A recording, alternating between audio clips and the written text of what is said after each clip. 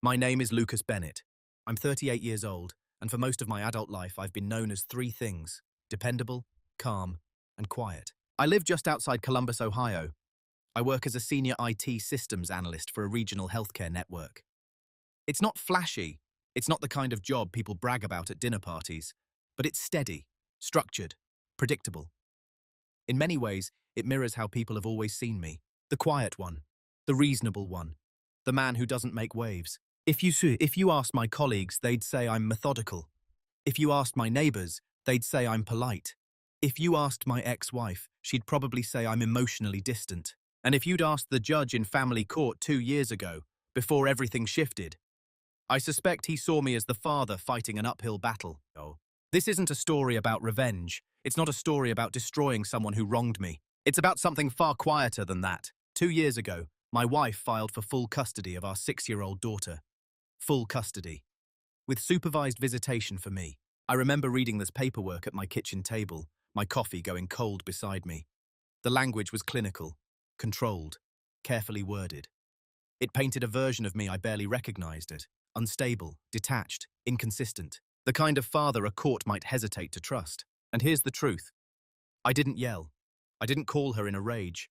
I didn't threaten to fight her in some dramatic showdown. I listened. I reread every line. And then I did what I've always done when things don't make sense. I paid attention. This story isn't about a courtroom ambush. It isn't about exposing secrets in a blaze of triumph. There were no viral moments, no dramatic speeches, no slammed doors. What happened was slower than that, quieter. It unfolded in late-night messages. In 2 a.m. texts that weren't meant for a judge's eyes. In patterns. In contradictions. In things most people would scroll past and forget. Her own words became the turning point in court. But that didn't happen overnight. And it didn't happen because I was clever or vindictive. It happened because I stopped trying to be understood and started documenting what was already there. Over the next hour, I'm going to walk you through how I was seen, how I was dismissed, how I stayed silent longer than I should have, and why silence, when chosen carefully, can become something very different from weakness. I won't exaggerate. I won't dramatize.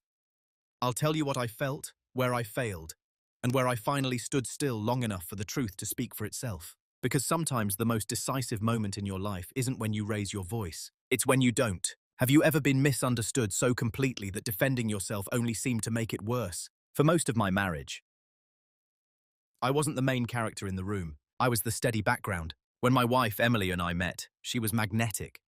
She had that kind of energy that filled space without trying. People leaned in when she talked. Waiters remembered her. She laughed easily, touched arms mid-conversation, and told stories with sharp timing and expressive hands. Next to her, I looked still, not unhappy, not weak, just still. In the beginning, that contrast felt balanced. She liked that I was grounded. I liked that she was expressive. She once told me, "You make me feel safe." I believed that meant something permanent. Over time, though, safety turned into predictability. Predictability turned into invisibility. At gatherings, if someone asked a question, she would answer for both of us. If plans needed to be made, she decided the direction. If there was tension in the room, she narrated it. And I let her, not because I was incapable, but I didn't see the point in competing for space. I didn't need the spotlight. I assumed a partnership didn't require volume. Friends would joke that I was the quiet genius type. Her sister once laughed and said, "Lucas just goes with the flow, huh?" It was never cruel, just dismissive enough to settle in. Even in parenting, the narrative subtly formed around her as the emotional center. She organized playdates. She talked to teachers. She posted milestone photos online with captions about motherhood. I handled the back end of life: insurance, schedules, savings accounts, doctor appointment tracking, school enrollment paperwork, password managers, emergency contacts, invisible infrastructure. If something worked smoothly, no one noticed. If something slipped, it was suddenly my oversight. I remember one birthday party for our daughter Ava. I had spent weeks coordinating vendors, budgeting carefully, adjusting work deadlines to be fully present that day. But when guests arrived, Emily floated between them, glowing, animated. People told her, "You did such an amazing job with this party." She smiled and said thank you. I stood by the grill refilling trays. It wasn't betrayal, it was a pattern. The unspoken agreement became clear. She was the heart, I was the utility. Reliable, useful, replaceable. When disagreements happened behind closed doors, they followed the same rhythm. She would escalate emotionally. I would lower my voice. She would accuse me of not reacting enough. I would try to explain calmly. My composure, which once made her feel safe, now made her feel unheard. You don't fight for anything, she told me once. You just absorb. I didn't see it as absorbing. I saw it as stabilizing. Someone had to keep the floor steady. But over time, a story about me began to solidify. Not just in her mind, but in everyone's. Lucas doesn't push back. Lucas won't leave. Lucas will adjust. And perhaps the most dangerous assumption of all, Lucas won't defend himself. When she filed for full custody, that same narrative followed into the courtroom paperwork. The image of me wasn't explosive or dangerous. It was worse. It was passive, detached, insufficiently engaged. The irony is that I had been documenting school attendance logs, bedtime routines, meal planning spreadsheets, pediatrician follow-ups for years, not to build a case, just because that's how I function. I build systems. What they never realized was that quiet doesn't mean unaware. Still doesn't mean powerless. It just means I'm watching. And once I start paying attention differently, I don't stop. The first time I realized something had shifted wasn't dramatic. There was no shouting, no slammed doors. It was a Tuesday night in early March. Ava had a mild fever, nothing serious. I had already emailed my manager that I'd be working the next day remotely. I'd set up a humidifier in her room, rotated her medication schedule into my phone calendar, and slept lightly beside her bed in case she needed water. Around 2:14 a.m., my phone buzzed. It was Emily. We were still living in the same house then, but in different emotional climates. She had been staying in the guest room more often. The message wasn't long. If you actually paid attention to her the way you track your spreadsheets, maybe she wouldn't get sick this often. I stared at the screen longer than I should have. It wasn't the accusation itself that stung. Parents say irrational things when they're tired. It was the timing, the quiet. The fact that she was down the hallway and chose to text instead of speak. I didn't respond immediately. I checked Ava's temperature again. 100.8. Manageable. I wrote the time down in my notebook. Then I typed back. She has a common cold. Kids get sick. I'm monitoring her. 3 dots appeared. Disappeared. Appeared again. You always reduce everything to data. That's the problem. I put the phone face down. At work, I'm trained to diagnose systems without taking errors personally. Servers fail. Code breaks. Networks stall. You isolate variables. You fix what you can. You don't yell at the hardware. But this wasn't hardware. This was my marriage reframing my competence as indifference. The next morning, Emily told her sister on the phone, loud enough for me to hear, that she was basically raising Ava alone emotionally. Alone emotionally. I replayed the night in my head. The humidifier. The medication intervals. The way Ava's small hand reached for mine at 3:07 a.m. What part of that was an absence? Still, I said nothing. I rationalized it the way I always did. She's overwhelmed. She needs validation. Don't escalate. But something subtle lodged in me that night. A splinter, not a wound. Because it wasn't just frustration. It was narrative building. Over the next few weeks, similar comments slipped out more often. You don't connect with her the way I do. You're physically here, but you're not emotionally present. You treat parenting like a checklist. Each sentence was delivered casually. Sometimes through text. Sometimes in front of others, disguised as humor. Once, during a playdate, she laughed and told another mum, "Lucas is great with logistics. I handle the actual parenting." The other mom smiled politely. I smiled too. But I remembered. That's the difference. Most people let small comments evaporate. I catalogue them, not to weaponize them. Not yet. Just to understand them. Patterns matter. At 2 a.m., words are less filtered. They bypass performance. They reveal belief. And the messages kept coming in that late-night window. Not affectionate ones. Not collaborative ones. Critical ones. One night, "I don't feel safe relying on you emotionally." Another, "If we ever separated, I'd need to protect Ava from your detachment." That one stayed with me. Not because it was loud, because it was strategic. I didn't argue. I didn't screenshot anything with a plan in mind. I didn't consult a lawyer. But I stopped deleting conversations. I turned off auto-delete settings. I started backing up my phone to a secure drive. Quietly. Not out of revenge. Out of recognition. There's a difference between a partner venting and a partner building a case. And that Tuesday night at 2:14 a.m., something shifted. Not in her tone. In my awareness. The first small cut isn't the one that bleeds. It's the one that teaches you where the blade is. It didn't escalate overnight. That would have been easier to recognize. Instead, it softened into routine. After that first 2 a.m. message, the pattern became almost predictable. Late-night texts carried a different tone than daytime conversations. In daylight, we performed civility, logistics, coordination, polite updates about Ava's school schedule. But after midnight, when filters wore thin, the narrative sharpened. You're incapable of emotional depth. You don't even notice when she's sad. Sometimes I feel like I'm married to a machine. If I showed frustration, it confirmed her theory. If I stayed calm, it confirmed it even more. That was the trap. I began to notice how the comments slipped into public spaces too, just subtle enough to avoid confrontation. At a parent-teacher conference, the teacher asked how Ava handled transitions at home. Emily answered before I could speak. She struggles when Lucas handles bedtime, she said lightly. He's very structured. Structured.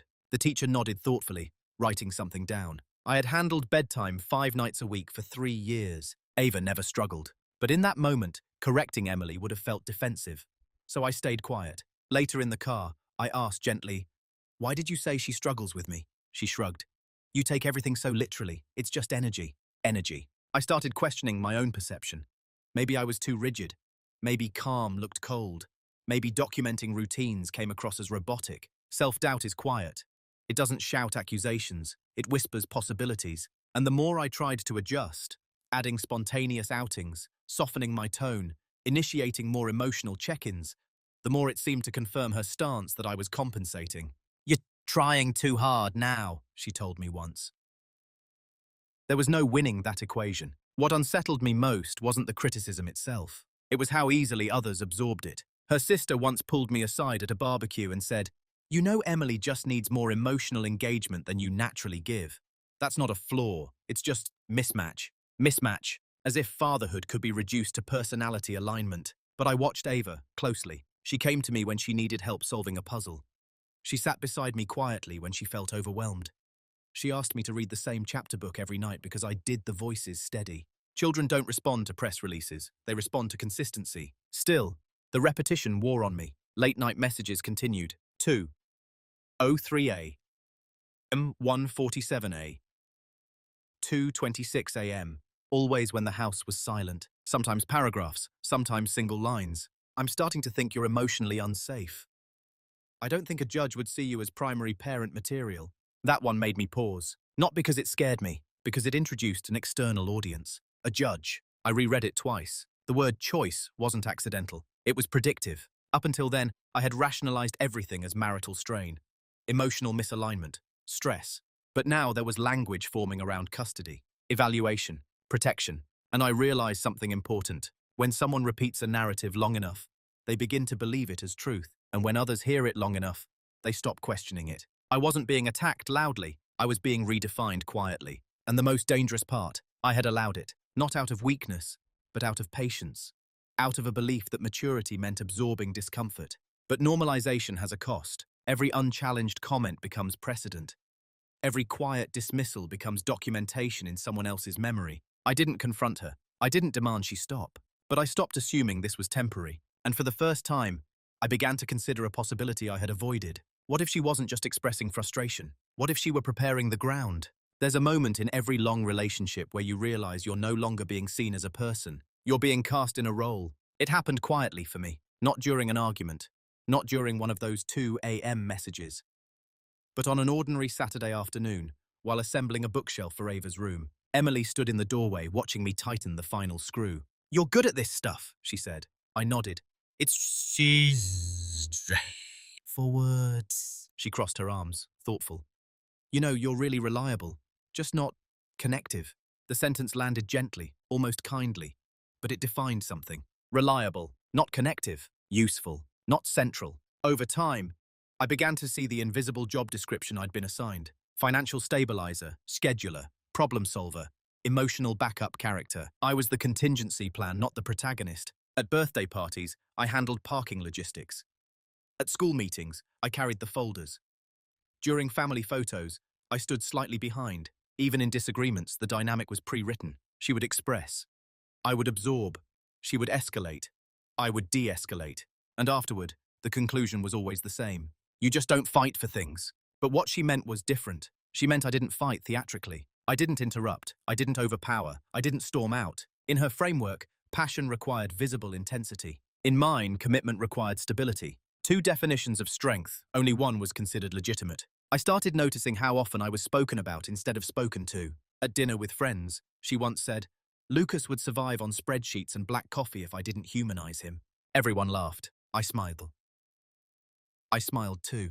But that word stayed with me. Humanize. As if I were incomplete without her translation. As if my way of caring didn't count unless it mirrored hers. The deeper realization came when I reviewed some of our old text conversations one evening, not searching for evidence, just retracing tone. In almost every disagreement, I was the one apologizing first. Even when the issue wasn't clear. Even when I didn't fully understand what I had done wrong. Sorry if that came off cold. Sorry if I didn't respond emotionally enough. Sorry, I'll try to be more expressive. Apologies become habits. Habits become identity. And identity, when repeated long enough, becomes an accepted fact. Even by the person living inside it. But here's what shifted inside me that afternoon with the bookshelf. I realized I had never been asked who I was outside of usefulness. No one questioned whether calm could be depth. No one considered that silence might be intentional, not empty. The role I was assigned required me to remain steady, but also small. And the more I complied, the more natural it seemed to everyone else, including her, including me. Then one night, another message came at 2:18 a.m. "I don't think you'd know how to parent her alone." I didn't feel anger reading it. I felt clarity, because I had been parenting her alone in many ways already, just without public credit. I handled mornings when Emily traveled. I stayed home during stomach bugs. I managed school deadlines. I tracked immunization records. But those actions lived in private, narrative lives in public, and public perception was shifting. For the first time, I saw the full outline of the role. If separation ever happened, I would be framed as stable but secondary, dependable but emotionally limited, present but not primary, and the most dangerous assumption of all, I would accept it quietly. That Saturday afternoon, I didn't confront her. I didn't argue about labels. But I stopped accepting the script. Because once you see the role others expect you to play, you have a choice: continue performing, or step off the stage. It wasn't the custody filing that changed me. It was a Thursday afternoon in early fall, months before that. Ava's school had a family reading day. Parents were invited to sit in the classroom while the kids read short stories they'd practiced all week. It was simple. Folding chairs, construction paper decorations, juice boxes in paper trays. I adjusted my work schedule 2 weeks in advance to be there. When I walked into the classroom, Ava's face lit up in a way that wasn't loud, just certain. She waved, small and confident, like she'd expected me all along. Emily arrived 10 minutes later, slightly breathless, apologizing to the teacher about the traffic. The kids took turns reading. Some stumbled, some rushed. When it was Ava's turn, she held the book tightly with both hands. Halfway through the second page, she lost her place. She looked up, not at her mother, at me. Her eyes didn't ask for applause. They asked for steadiness. I didn't mouth the words. I didn't gesture dramatically. I just nodded once, slow, calm. She found the line again. Finished the story. Afterward, while the kids colored, another parent leaned toward Emily and said, "She's so expressive. She must get that from you." Emily smiled automatically. "Oh, definitely." I felt the familiar reflex, that subtle shrinking, the backgrounding of my presence. But then Ava ran over and handed me her book. "Dad, you helped me not panic," she whispered. Not dramatic. Not loud, just precise. That sentence stayed with me. That evening, after Ava fell asleep, I replayed the day in my head. Not as a wounded husband, not as someone keeping score, as a father observing the truth. My daughter didn't need volume from me. She needed reliability. She didn't need theatrical reassurance. She needed composure. And for the first time, I stopped questioning whether my way of loving was deficient. It wasn't loud, but it was solid. Later that night, 2:07 a.m., another text arrived from Emily. Sometimes I feel like I'm the only emotionally competent parent in this house. Normally, I would have responded with clarification, or apology, or reassurance. This time, I didn't respond at all. Not out of resentment, out of recognition. I no longer felt compelled to defend something that was already proven in quiet ways. The shift wasn't anger. It was detachment from the need to correct her narrative in real time, because I began to understand something subtle. When someone is committed to a version of you that serves their emotional logic, arguing rarely changes it, but documenting reality does. That night, instead of replying, I opened my leather notebook. I wrote down the date. I described the reading event, Ava's eye contact, her exact words. Then I wrote the timestamp of Emily's message, not as ammunition. In contrast, clarity began forming in the space between those two things. Public competence, private accusation. The gap was widening. And I realized something that unsettled me. If this ever moved beyond marriage, into mediation, into court, perception would matter more than memory. Emotion would compete with evidence. And she I had both.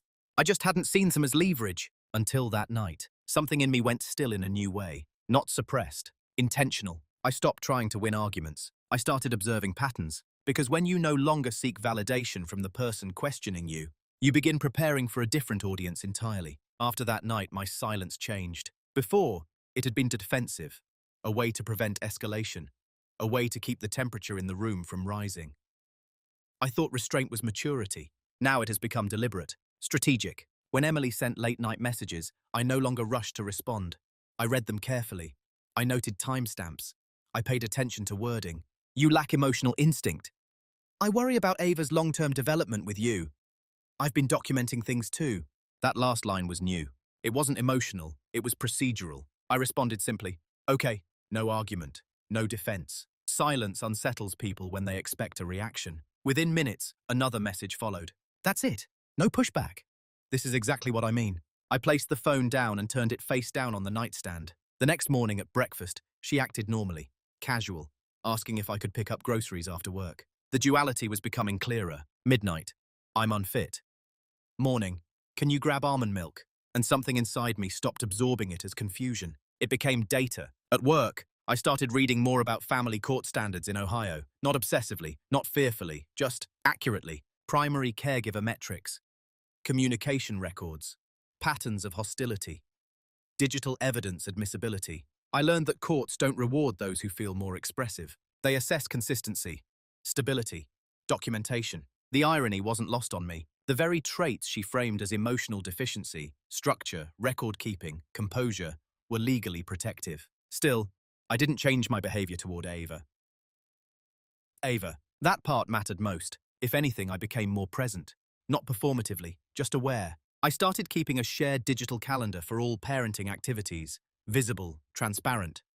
I saved school emails in organized folders. I archived text threads instead of deleting them. No secret recordings, no traps, just preservation. One night at 2:32 a.m., another message came. If we ever separated, I would absolutely pursue full custody. I don't trust your emotional judgment. There it was. Not hypothetical frustration. Declaration. I didn't respond immediately. I opened my laptop instead. Backed up my phone again. Then I replied, I hear that you're concerned. Nothing more. She responded with 3 paragraphs. About maternal instinct. About how judges understand that children need their mothers.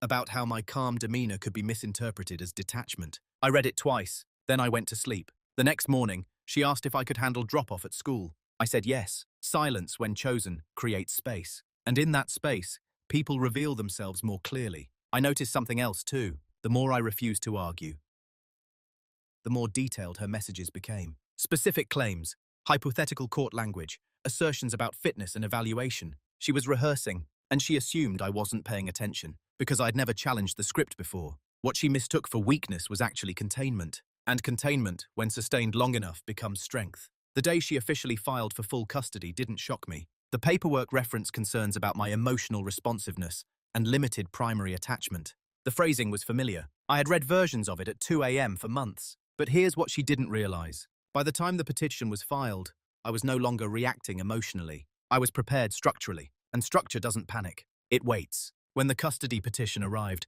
most people expected me to unravel. Emily's sister sent a carefully worded message. We know this must be hard for you. Maybe this is a chance to reflect. Reflect, as if I hadn't been doing that for years. Friends assumed I'd lawyer up aggressively or withdraw completely. Those seemed to be the only 2 scripts people recognized for men in my position, combative or broken. I chose neither. What they never noticed was that preparation had already begun months earlier. Not in secret meetings, not in dramatic consultations, in small, disciplined habits. Every time Ava had a pediatric appointment, I logged the date and summary in my notebook. Every time I handled school pickup, I marked it in the shared calendar. Every time Emily sent a late-night accusation followed by a normal morning request, I preserved both. Context matters. Courts don't evaluate isolated sentences. They evaluate patterns. I also began studying something else quietly. Communication tone. I reviewed our entire message history from the past year. What stood out wasn't just her criticism, it was the consistency of my responses, measured, non-hostile, cooperative. Even when accused, there were no insults from me. No threats, no retaliation, not even sarcasm. Just clarification or acknowledgement. I exported the message threads into organized files, labeled by month. Not because I planned to weaponize them, because the organization prevents distortion. I also requested copies of Ava's school attendance records, something any parent can legally obtain. My name was listed as emergency contact number 1. I had signed most of the field trip permissions. Teachers had emailed me directly about scheduling. None of this was dramatic, but it contradicted the narrative forming around me. I met with a family law attorney, quietly, alone. I didn't tell friends, I didn't tell Emily. The attorney, a woman in her late 50s with sharp but calm eyes, read through the petition carefully. Then she asked one question. "Do you have documentation?" I slid a folder across her desk, printed message logs, calendar screenshots, school records, medical appointment confirmations. She flipped through them slowly. "You've been preparing," she said. I shook my head slightly. "I've been paying attention." There's a difference. Preparation implies intent to fight. Attention implies respect for reality. She nodded once. Her filing leans heavily on emotional interpretation. Courts prefer observable behavior. Observable behavior. That phrase settled something in me. At home, nothing changed outwardly. I still handled Ava's morning routine, still packed lunches, still read bedtime chapters. Emily, meanwhile, seemed increasingly certain of her position. She told a friend on speakerphone one afternoon, unaware I could hear from the hallway, "Lucas won't contest it hard. He hates conflict." That assumption was the quiet advantage. Because I didn't need to contest loudly, I needed to present clearly. What they never noticed was how silence sharpened perception. When you stop arguing, you start seeing. I noticed inconsistencies in her timeline. I noticed how her 2 a.m. messages contradicted her daytime cooperation. I noticed how often she framed hypothetical fears as established facts. And most importantly, I noticed that her own words, preserved accurately and calmly, told a different story than the one in her petition. This wasn't about exposing her as malicious. It was about showing that her narrative wasn't consistent. Courts don't punish emotion, but they do question instability. And 2 a.m. accusations followed by 8 a.m. grocery lists paint a picture, not of a dangerous father, but of someone projecting. The day before our first mediation session, I sat at my desk and looked at the compiled documents. No satisfaction, no triumph, just clarity. I wasn't invisible anymore. I was positioned. The turning point didn't happen in court. It happened alone, at my desk. 3 nights before mediation. Ava was asleep. The house was quiet in that fragile way it only is after 11 p.m. I wasn't looking for something new. I was organizing, reviewing timelines so I could speak clearly if asked. That's when I noticed it. Not a single explosive message. A pattern of contradiction. In her custody petition, Emily had stated that I was emotionally unresponsive during periods of child illness and historically disengaged from overnight caregiving responsibilities.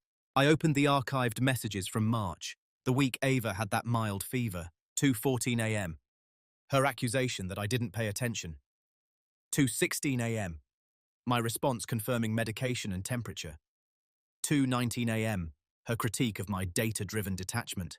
But then, further down the thread, 3:02 a.m. Can you check her temp again? I'm exhausted. 3:07 a.m. My response, just did, 100.6. She's okay. Go back to sleep. 8:11 a.m. Her message, thank you for staying up with her. Thank you for staying up with her. That line wasn't dramatic, but it dismantled the claim of disengagement. I kept scrolling. Different month, different night. 1:47 a.m. I can't calm her down. Can you try? 1:52 a.m. She's settled. Reading to her now. 1:54 a.m. You're better at staying calm than I am. Better at staying calm than I am. I leaned back in my chair. The petition framed me as emotionally unsafe, but her own texts, unfiltered, time-stamped, described reliance, trust, delegation, not once, repeatedly. There was no need to twist anything, no need to dramatize. The contrast was already there. And then I saw something even more significant. 2 months before she filed, at 2:26 a.m., she had written, "If this ever goes to court, I'll have to explain your emotional limitations carefully." Carefully, not orthophonia. Truthfully, carefully. That word shifted everything, because it revealed awareness. Awareness that narrative construction was occurring. I didn't feel anger reading it. I felt steadiness. There's a difference between someone venting in frustration and someone pre-editing reality. Her own messages demonstrated fluctuation. Late-night hostility followed by daytime cooperation and occasional gratitude. That inconsistency wasn't malicious. It was unstable. Family courts evaluate stability above all. I printed the threads in chronological order, highlighted nothing, added no commentary, just dates, times, context. Then I created a side-by-side timeline, left column, allegations from the petition, right column, corresponding text messages from the same periods. No embellishment, just alignment. When I finished, I didn't feel victorious. I felt resolved, because I realized something critical. I didn't need to attack her character. I only needed to present her unedited words. Her own texts became the turning point in court, but not because they exposed cruelty, because they exposed a contradiction. And contradiction erodes credibility faster than confrontation ever could. At 12:38 a.m., my phone buzzed again. Another message. "You're not going to fight this hard, are you?" I read it carefully. Then I typed back, "I'm going to tell the truth. Nothing more. No threats. No strategy revealed. Just truth." And for the first time in months, I slept without checking my phone. Mediation was scheduled for a Monday morning. The weekend before, it felt strangely calm. Not peaceful. Just suspended. Like the air before a storm that may or may not arrive. I spent Saturday morning at the park with Ava. She insisted on the swings first, then the climbing wall, which she was still slightly afraid of. I stood a few feet behind her, not touching, just close enough. "Don't catch me unless I really fall," she said. It wasn't about the playground. It was about trust. That afternoon, while she colored at the kitchen table, I reviewed my options one final time. There were 3 paths in front of me. The first was compliance, accept partial custody, negotiate for extended weekends, avoid conflict, preserve external peace at the cost of long-term positioning. Many people choose this route. It appears mature, cooperative. It reduces immediate tension, but it also validates the narrative. The second was confrontation, aggressive litigation, counter-allegations, character witnesses, psychological evaluations, exposing every inconsistency publicly. That path might win decisively. It would also fracture everything permanently. The third option was narrower. Present evidence calmly. No counterattack, no humiliation, no attempt to destroy her credibility, only to question the reliability of her claims.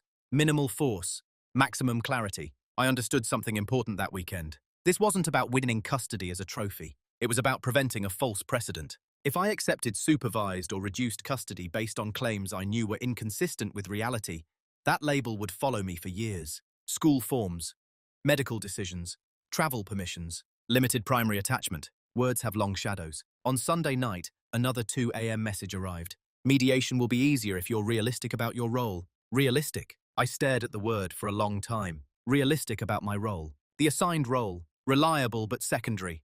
Stable but emotionally lacking. I typed a response. Deleted it.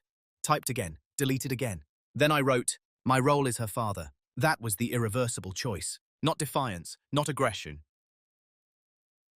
Not aggression. Definition. Because once you define yourself clearly, you can't retreat into smaller versions of that identity without knowing you chose it. I closed my laptop and placed the printed documents into a slim black folder. No dramatic binder, no oversized stack, just what was necessary. I wasn't going into mediation to argue about personality differences. I was going to align claims with timestamps. If her petition described chronic disengagement, I would show overnight caregiving logs. If it described emotional absence, I would present her own acknowledgements of my involvement. No embellishment, no commentary. The power wasn't in interpretation. It was in sequence. That night, before bed, Ava asked if I'd still walk her to school no matter what. I knelt down to her level. "Yes," I said. "No matter what." The decision wasn't about the court. It was about that promise. And promises lose meaning when you shrink to avoid discomfort. So I chose the narrow path. Not the loud one. Not the easy one. The irreversible one. Mediation day didn't begin with drama. No raised voices. No last-minute accusations in the driveway. We drove separately. The conference room was neutral. Beige walls. A long wooden table. Filtered water in a glass pitcher. The mediator, a composed woman in her early 60s, greeted us with practiced warmth. Emily arrived confident. Organized binder, color-coded tabs. A subtle air of certainty. I carried one slim black folder. Silence isn't just the absence of speech. It's control of timing. The session began with opening statements. Emily spoke first. Her voice was steady but emotional in cadence. She described feeling alone in parenting, concerned about Ava's emotional development, worried that my reserved temperament limited secure attachment. She wasn't cruel, she was persuasive. The mediator nodded thoughtfully, taking notes. Then it was my turn. I didn't refute her feelings. I understand that Emily experiences parenting differently than I do, I said calmly. But I'd like to provide context for the claims in the petition. No defensive tone, no edge, just context. I opened the folder, not dramatically, methodically. First, school attendance logs listing me as the primary contact for emergencies and early pickups. Then, pediatric appointment confirmations were signed by me. Then the message excerpts, printed chronologically. I didn't read them aloud with emphasis. I simply referenced them. For example, on March 14th at 2:14 a.m., Emily expressed concern about my attentiveness during illness. 3 minutes later, I confirmed medication and temperature checks. At 3:07 a.m., she asked me to monitor overnight while she rested. At 8:11 a.m., she thanked me for staying up. I slid the page across the table. No commentary, just sequence. The mediator adjusted her glasses and read silently. Emily shifted slightly in her chair. I continued. In April, there are similar exchanges. Requests for me to intervene during emotional distress. Acknowledgements of my effectiveness in calming Ava. I paused. I'm not presenting this to discredit Emily. I'm presenting it to clarify that the pattern described in the petition doesn't fully align with documented communication. That word, documented, hung quietly in the air. No accusation, just alignment. The mediator flipped through more pages. There were no explosive insults, no profanity, no threats, which made the contrast stronger. The 2 a.m. criticisms existed, but so did the 3 a.m. reliance. The petition framed chronic detachment. The messages showed partnership, fluctuation, and reliance. Emily spoke again, attempting to explain. I was exhausted during those times. That doesn't negate my concerns. I nodded. Of course not, I said. But exhaustion and long-term unfitness aren't the same. Again, no heat, just distinction. By the end of the session, the tone in the room had shifted. Not hostile, measured. The mediator requested additional documentation from both sides before making any recommendations. But something subtle had already changed. The narrative was no longer one-directional. It was balanced. When we stepped into the parking lot afterward, Emily looked at me differently. Not angry, uncertain. You've been keeping records, she said quietly. I've been parenting, I replied. And then I walked to my car. No victory lap, no confrontation, just movement. Because when you move in silence long enough, the reveal doesn't feel explosive. It feels inevitable. The shift didn't announce itself. There was no official ruling that day, no dramatic reversal. But in the weeks that followed mediation, something subtle began unfolding. Emily's confidence thinned. Not publicly. She still carried herself with composure around friends, still spoke about protecting Ava's emotional environment. But in private, the late-night messages changed tone. They became shorter, less declarative, more cautious. 2:11 a.m. I didn't realize you were keeping everything. I didn't respond immediately, because I wasn't keeping everything. I was keeping what existed. There's a difference. 2 days later. You made me look unstable in there. I reread that message carefully. In there, as if I had staged something. I replied, I presented context. No elaboration. Silence does something interesting when the power dynamic shifts. It forces reflection inward instead of outward. The mediator requested a temporary shared custody arrangement while further review continued. Not supervised, not restricted, equal time. That alone disrupted the original petition's tone. Friends started noticing. One of Emily's close friends, who had once subtly implied I was emotionally absent, messaged me directly. I didn't realize you were doing most of the overnight stuff. That must have been exhausting. I didn't defend myself. I simply said, parenting is exhausting for both of us. Because the goal was never to win socially. It was to stabilize legally. At home, the atmosphere changed. Emily became more measured in conversation, more careful with phrasing. The 2 a.m. texts didn't stop entirely, but they lost their sharpness. One night, I guess we both see things differently. That wasn't an accusation. It was recalibration. I noticed something else too. Ava sensed the tension less. Not because conflict disappeared, but because I stopped carrying internal doubt. Children are sensitive to emotional undercurrents. When I moved from self-questioning to clarity, my presence became lighter, more certain. One evening during my custody week, Ava asked, "Why do grown-ups need meetings about kids?" I smiled slightly. "Sometimes adults need help seeing the whole picture," I said. She nodded, satisfied. In court filings, language began softening. The revised statement removed phrases like emotionally unsafe and replaced them with differences in parenting style. That's a significant downgrade in legal terms. Style is negotiable. Safety is not. I didn't celebrate that shift, but I recognized its weight. Emily sent another message one afternoon. "You didn't have to bring up the 2 a.m. texts." I read it twice. I hadn't highlighted them dramatically. I hadn't even emphasized the timing. But timing speaks for itself. I replied, They were relevant. No blame, just relevance. That's when I understood something fully. The consequences weren't punishment. They were exposed. When someone builds a narrative assuming it won't be examined closely, clarity feels like an attack. But it isn't. It's alignment. Over the next month, mediation progressed differently than Emily had likely anticipated. Her attorney shifted from pursuing full custody to negotiating structure. School weeks, holidays, decision-making protocols. The conversation moved from capability to coordination. That's a different battlefield entirely. And in coordination, my strengths were visible. Stable employment, organized schedules, consistent documentation. What was once framed as emotional detachment now reads as reliability. The consequences had begun. Not explosive, not humiliating, just undeniable. Because when contradiction enters the room quietly, it doesn't shout, it lingers. There's a particular kind of tension that settles in when someone realizes the narrative has slipped out of their control. It isn't rage, it's an urgency. A week before our second formal hearing, Emily asked if we could talk. Not through attorneys, not in mediation. Just the two of us, at the kitchen table after Ava went to bed. The house felt different that night, quieter than usual, less certain. She sat across from me, hands wrapped around a mug she wasn't drinking from. "I didn't think you'd push back like this," she said. Push back? The phrase lingered. "I'm not pushing," I replied evenly. "I'm clarifying." She looked down. "I was scared," she admitted. "I thought if I didn't take control of the situation, I'd lose stability." There it was. Not malice. Fear. Fear reframed as protection. "I never wanted to take her from you completely," she continued. "I just thought maybe you wouldn't fight it." That sentence carried more weight than she realized. Maybe you wouldn't fight it. The assumption that my calm equaled surrender. That my restraint equaled compliance. "I'm not fighting you," I said quietly. "I'm protecting my role." She exhaled slowly. I didn't realize how it would look when the messages were printed like that. Printed like that. Time-stamped. Sequential. Unedited. There's something irreversible about written words placed in chronological order. They remove tone reinterpretation. They remove memory distortion. They simply sit there, visible. "I was venting," she said. "You know I say things when I'm exhausted." "I do," I nodded. "But courts don't evaluate exhaustion. They evaluate consistency."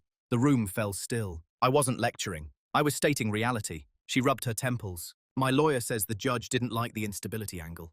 Instability, the word she had once implied about me. Now circling back. "I never said you were a bad father," she added quickly. I didn't respond immediately, because legally, the petition had suggested precisely that, not with insults, but with carefully framed concern. And that's the thing about formal filings. Once submitted, they exist independently of later softening. "You can't unfile words," I said gently, "not as an accusation, as a fact." She nodded slowly. "I thought you'd stay quiet," she admitted again. I met her eyes. I was quiet. The difference now was choice. There's a point in every conflict where repair becomes limited not by emotion, but by documentation. Had she expressed concerns privately, we could have recalibrated. Had she pursued counseling before filing, we could have explored it. But once the petition labeled me emotionally unsafe, once supervised visitation entered the conversation, the threshold shifted. Trust doesn't fracture loudly. It erodes through formal doubt.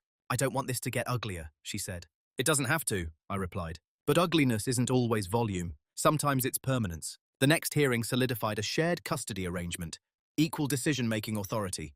No supervision. No restrictions. Full custody was no longer on the table. Not because I destroyed her credibility, but because her own inconsistencies made the original claim unsustainable. Afterward, as we walked out of the courthouse, she looked tired in a way I hadn't seen before. Not defeated, just recalibrated. "You changed," she said quietly. I shook my head slightly. "No," I answered. "I stopped shrinking. And some shifts, once made visible in court records, can't be undone with late apologies." The final hearing was brief. Not anticlimactic, just By then, the narrative had settled into something measurable. The judge referenced documentation, communication patterns, and demonstrated involvement from both parents. There was no lecture, no dramatic ruling, just clarity, shared physical custody, joint legal custody, structured schedule, clear decision-making protocols, no supervision, no restrictions, no language suggesting emotional instability. When the gavel came down, it didn't feel like victory. It felt rubbish.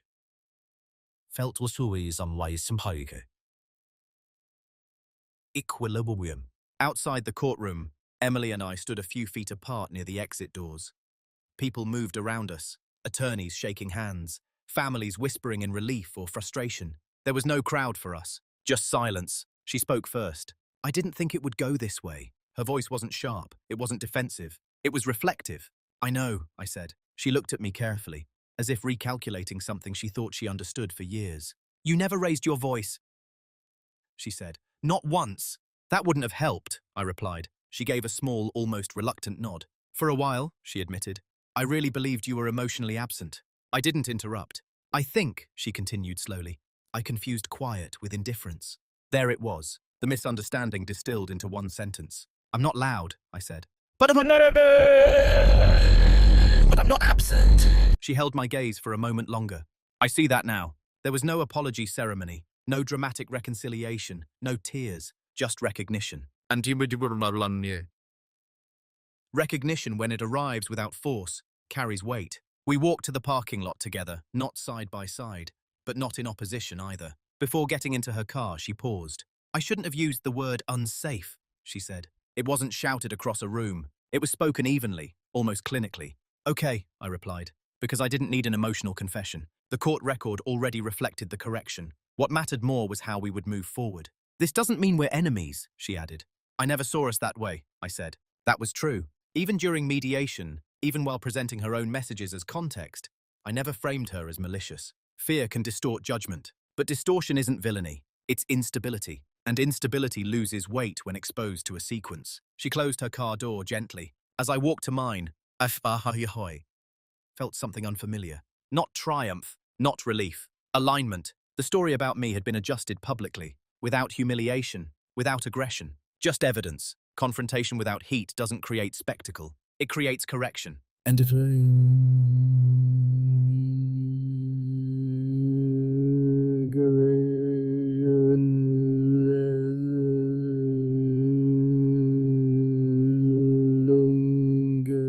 When I picked Ava up that evening for my scheduled week, she ran toward me with the same certainty she had at the reading day months before. No awareness of legal language, no understanding of petitions, just trust. And that was the only verdict that truly mattered. 2 years have passed since that final hearing. On paper, the arrangement is simple.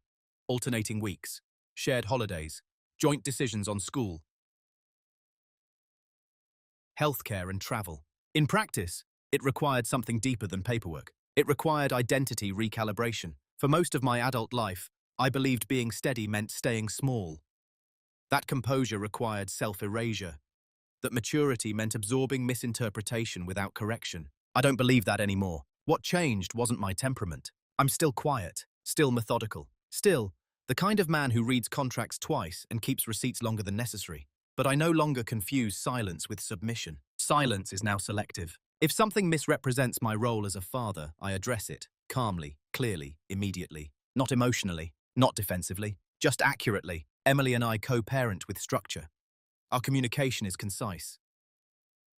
Mostly logistical, occasionally warm. The late-night messages stopped. Not because conflict vanished entirely, parenting still brings disagreements, but because the dynamic shifted. Words carry consequences now, and awareness changes tone. Sometimes I think back to the man I was before the custody filing, not weak, but unsure of his own visibility. I believed my value would be understood without articulation, that if I simply did the work, people would see it. That's not always true. Invisible effort remains invisible unless documented or voiced. What I learned through that process wasn't how to defeat someone. It was how to define myself without volume. In court, I didn't win because I was louder. I didn't win because I humiliated her. Her own texts became the turning point in court, not because they exposed cruelty, but because they revealed reliance, contradiction, fluctuation, and I presented them without commentary. That's the difference between dominance and aggression. Aggression seeks reaction. Quiet dominance presents reality and steps back. At school events now, when someone compliments Ava's confidence,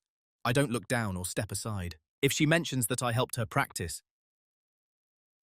I nod and accept it, not to compete, not to correct anyone, just to exist fully in my role. Ava is 8 now. She still asks me to not catch her unless she really falls, and I still stand a few feet behind her. Close enough, steady. I used to think strength required expansion. Now I know it requires alignment. I didn't become a different man. I became a visible one. And visibility, when grounded in truth, doesn't need applause. It just needs consistency. If there's one thing this experience taught me, it's this. Being quiet does not mean being powerless. For a long time, I believed that integrity would naturally defend itself.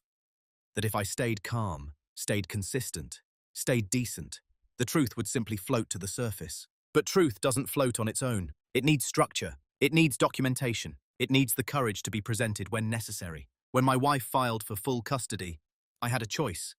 I could have reacted emotionally.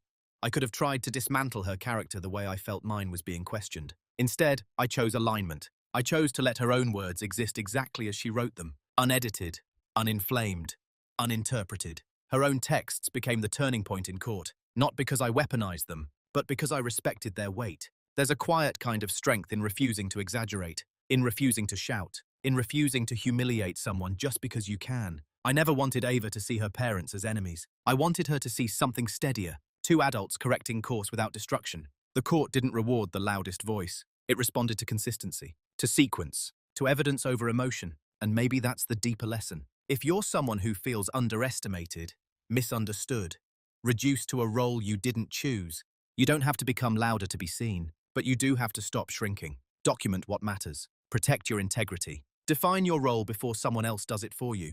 And when the moment comes to speak, speak calmly, clearly, and without heat, because correction lasts longer than revenge ever could. So I'll leave you with this. Have you ever stayed silent for so long that people assumed you had nothing to say? And what would change if you decided to speak with clarity instead of volume?